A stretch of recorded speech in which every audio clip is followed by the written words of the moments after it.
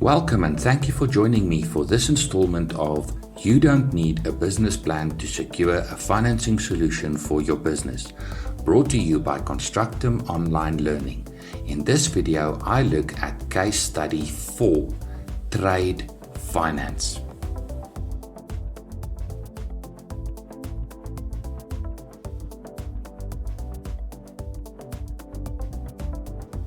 Thabang's Medical Consumables with a 3-year track record. In this case study, I consider how Thabang can prepare for an application for trade finance. Thabang has a growing client base of large blue-chip companies that demand 30-day payment terms on orders. Thabang does not have the capital to facilitate trade with large buyers. What is a trade finance facility and how can Thabang best prepare for an application for trade finance?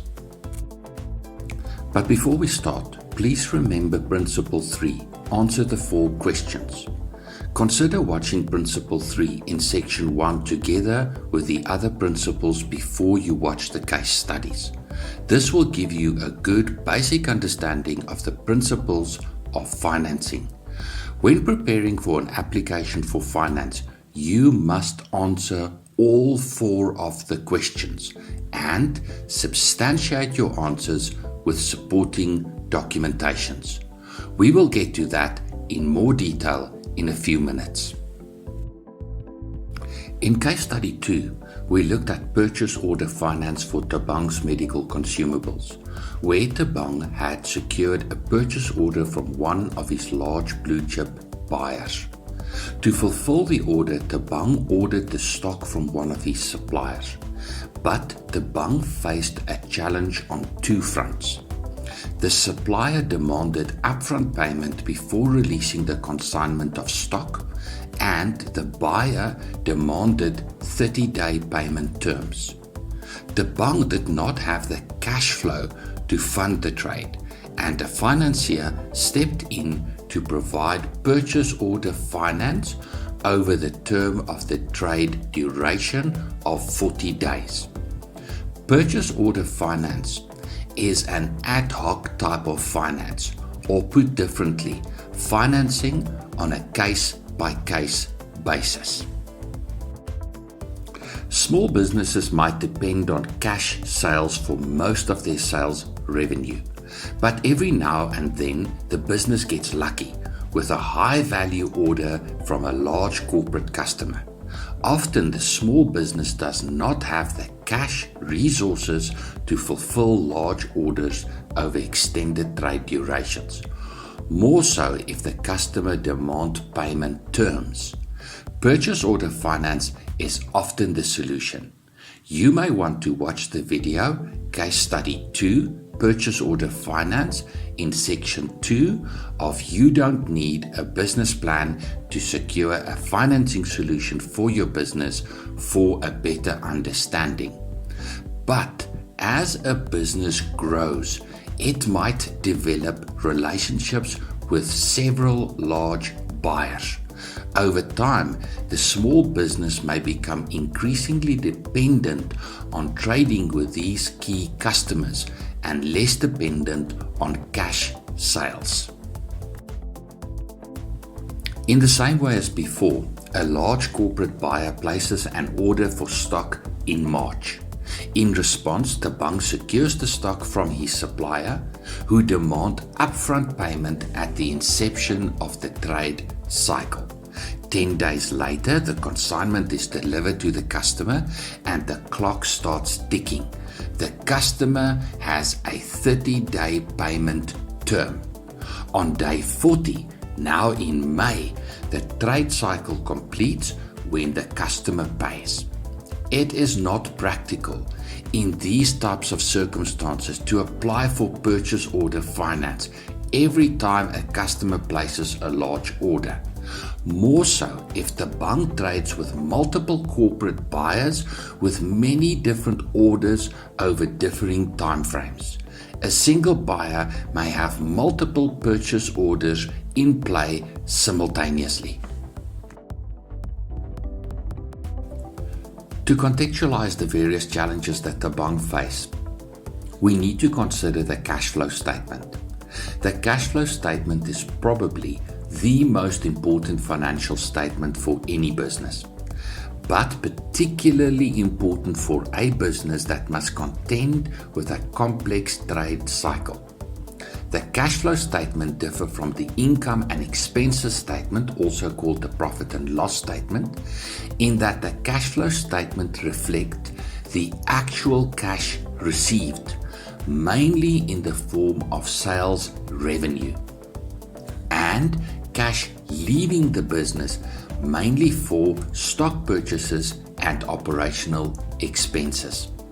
If the format of the cash flow statement is unfamiliar to you, you may want to watch Principle 6, your dashboard, in Section 1 of You Don't Need a Business Plan to Secure a Financing Solution for Your Business, where I address the format of business financial statements and how to interpret the results. Thabang must ensure sufficient cash flow to meet not only his operational expenses but also to secure stock to meet the demand from customers. In addition, Thabang must ensure that his business remains competitive. Striving to secure cost savings in the procurement process is a major priority. Ideally, Thabang needs to find ways of securing stock at lower overall cost. Placing larger orders with suppliers may be a way of containing procurement costs. Thabang's ability to accurately forecast demand from his customers can empower him to manage the procurement process better. But that may very well mean that Thabang needs to access sufficient capital to secure stock in anticipation of customer demand. But what will be the cost of capital, and how will this cost impact Thabang's business's overall profitability? For this case study, let us make the following assumptions. The duration of the trade cycle amounts to 40 days for all trades. Sales revenue for credit sales are received in the second month after the sale is concluded. March credit sales are received in May. A 50% gross sales margin applies to all sales and includes all procurement costs. Thabang procures and pays for the stock to fulfill the purchase orders the month preceding the sale. Stock for March sales are procured in February, and no stock is returned to the supplier or returned from the customer. To really understand Thabang's challenge, let us first consider sales and collection of sales revenue by considering Thabang's 2023 sales statement.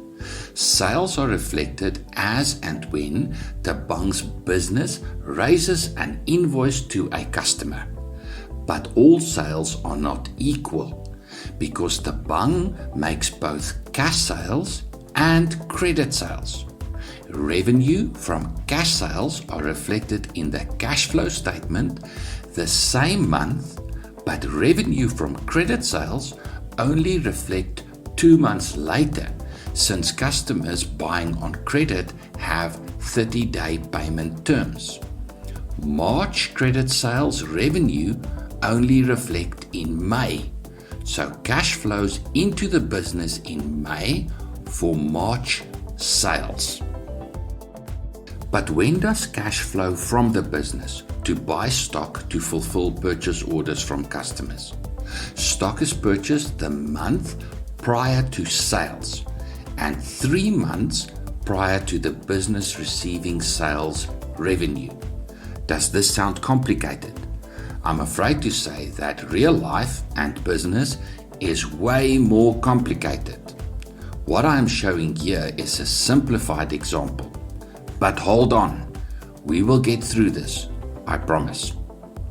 What we understand from this so far is that money flowing into and out of the business is in no way synchronized, and this is where the complication for Thabang comes in. To get a grip on this, we need to look at the cash flow statement. For you to get the best out of this video, you really need to understand the format of the cash flow statement. You may want to watch Principle 6, your dashboard, in section 1 of You Don't Need a Business Plan to Secure a Financing Solution for Your Business, where I address the format of a business's financial statements and how to interpret the results. I will make this nice and big for you to see. Stop the video if you like. What do you see? The first thing I want you to notice is just how volatile operational income is. Look at this graph over the last 2 years. Why? The answer lies here. The relationship between cost of sales, essentially stock purchases, and sales revenue. The duration of the trade cycle run over 3 months. Money leaves the business 1 month before sales revenue from cash sales return, and over 2 months before sales revenue from credit sales return to the business. Consequently, we see the extreme volatility in operational income. Thabang is by and large a good manager of cash flow, as is evident in the cash flow statement, with cash reserves increasing over time. Thabang is even able to invest some cash reserves in equipment and make some long-term investments. So all in all, a relatively good picture. But if you compare the level of cash reserves to the amount of cash needed for stock purchases and operational income, you will see from this graph that the business consistently holds significantly more in cash reserves, the blue line, than what is needed, the red line. On average, the business has 1.3 million rand in cash reserves, but only needs on average just over 660,000 rand in reserves. Why does Thabang do this? There may be several good reasons.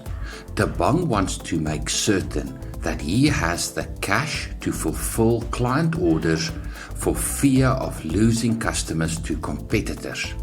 Thabang wants to have cash available to grow his client base. Thabang wants to have cash available for unforeseen emergencies. And Thabang wants cash available to secure larger consignments from suppliers with a view of negotiating better rates. The problem with having so much cash, much of it held in cash deposits at the bank, is that Thabang is not getting much of a return on the money that is sitting idly in cash deposits. Would it not have been better if Thabang could invest in a commercial property rather than continuing to pay a landlord rent? How can Thabang still have the security of access to capital when the business needs it, but at the same time deploy his cash reserves better? A trade finance facility in the form of invoice discounting may be the answer.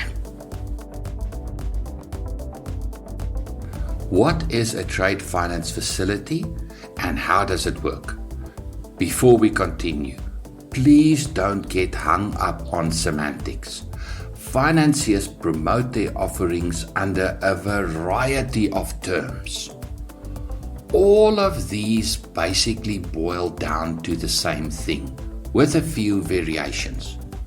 For this case study, I will consider invoice discounting. What is invoice discounting? The name gives you an idea. It is discounting of an invoice. Earlier, in case study 2, we looked at Thabang's typical trade cycle with a duration of 40 days.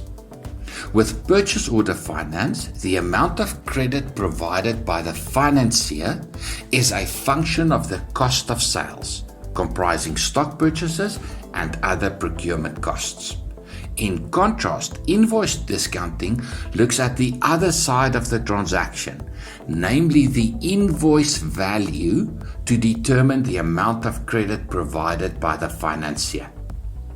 Let's say a financier is willing to discount 90% of the value of a purchase order valued at 100,000 Rand. At inception of the trade, when the client issues the purchase order, the financier extends credit to Thabang's business to the value of 90% of 100,000 Rand for the duration of the trade.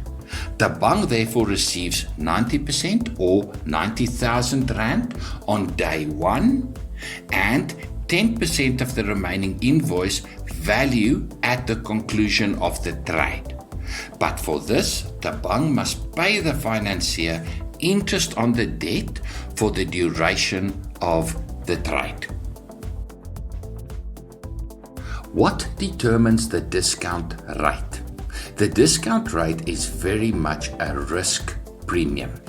What is at issue here is the credibility of the buyer, that is Thabang's customer, and the nature of the product. This is very similar to the considerations of financiers when it comes to purchase order finance. Financiers want to ensure that the customer will pay the purchase order. Listed corporate buyers, listed on the Johannesburg Stock Exchange, are subject to stringent rules in terms of financial reporting. The result is that financiers can easily assess the credibility of listed corporate buyers and are generally willing to extend trade finance. Unlisted corporate buyers may range from small unknown entities to larger well-known companies.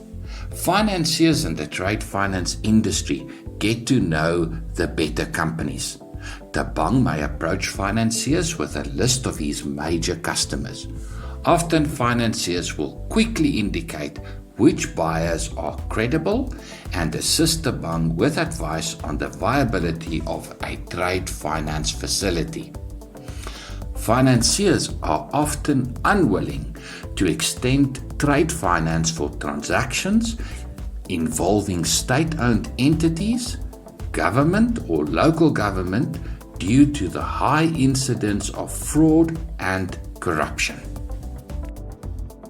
Financiers will also assess the risks associated with the product and the procurement process.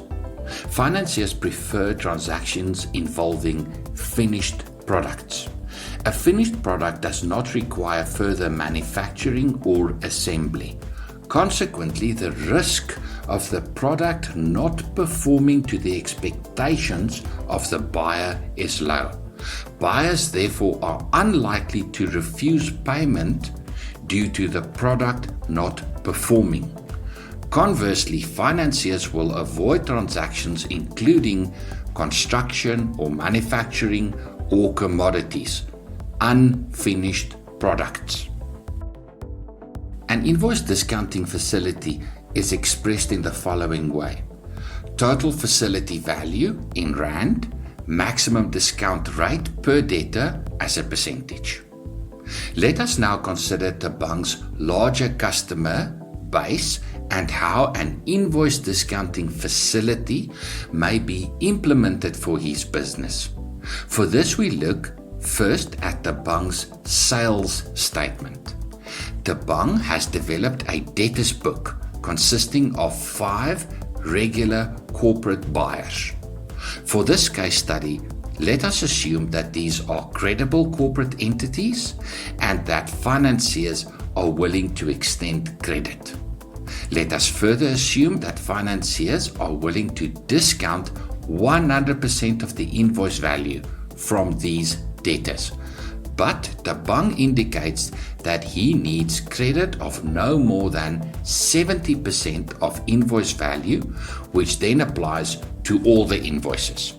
For this case study, we also assume a trade duration of 40 days from issuing of the purchase order to conclusion of the trade. Earlier, we looked at the actual cash inflows from both cash and credit sales as reflected in the table below. How will cash flow be impacted if Thabang secured an invoice discounting facility? First, we need to establish the total facility value. For this, we use historical data. What was the total value per month of all credit sales, which is equal to the invoice value? Here we find it. Let us extract this information separately. Credit sales average at 332,000, with a minimum value of 55,000 in July 2022 and a maximum value of 595,000 in February 2023. If Thabang's business therefore had a total facility value of 600,000, that would have been more than sufficient for the year ending 2023. Next, we need to understand how an invoice discounting facility would have provided credit over the term. Previously, Thabang received sales revenue from credit sales in the second month after the invoice was raised. March credit sales only became sales revenue in May. But now, with an invoice discounting facility, sales revenue comes in two parts. A credit sales advance, when the invoice is raised, equal to the invoice value multiplied by the discount rate, and a residual credit sales value at the conclusion of the trade. Thirdly, we need to calculate the cost of finance. Trade finance facilities are typically provided at rates around 4.5% per month, but interest charges are calculated daily. Now we can take these adjusted figures after implementing the invoice discounting facility and input those figures into a cash flow statement to see what the effect would be on Thabang's business. Have a look. Stop the video. What do you see?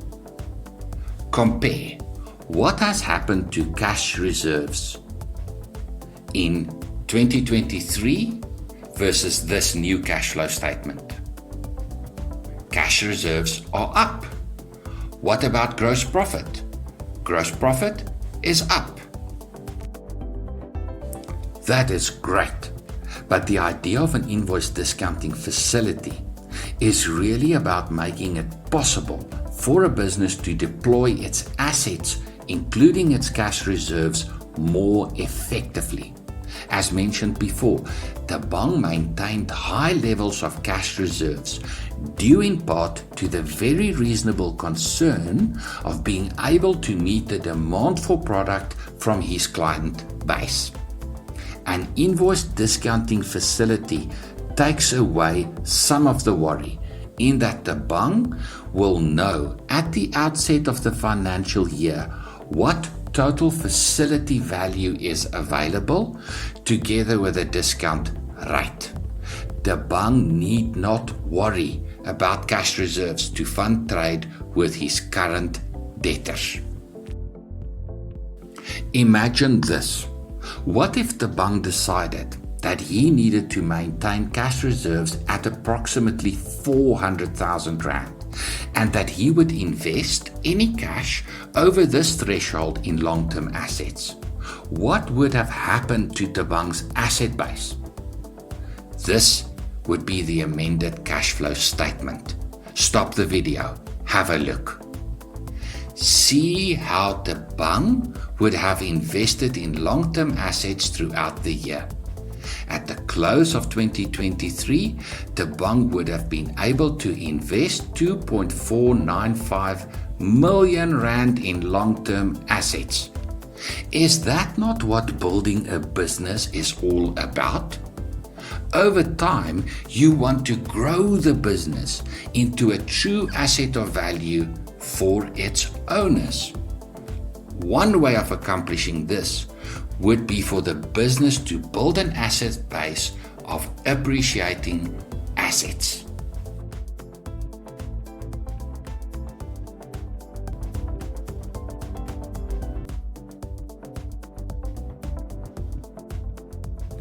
Now that we understand how a trade finance facility might serve Thabang's needs, we can start to answer the 4 questions. Question 1. What do you want and why? Thabang needs to quantify his need for trade finance. Start by presenting Thabang's sales statements over the last 2 years together with the sales forecast for the next 6 months.